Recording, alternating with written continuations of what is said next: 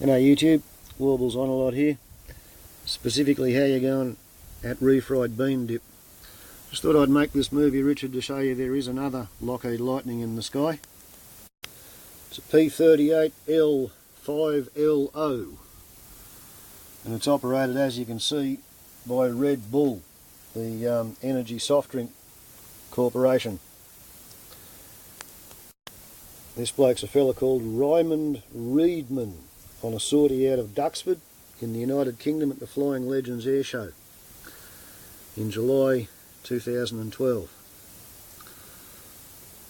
And because they're rich enough and they can afford to, they keep it shiny polished in bare aluminium, except for the anti-glare parts on the top of the fuselage and the top inboard forward end of the engine cowlings.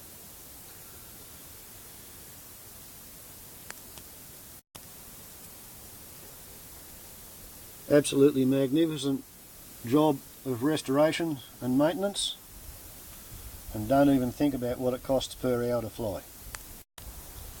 But if somebody in a big rich company wants to advertise on an aeroplane, they will throw money at it.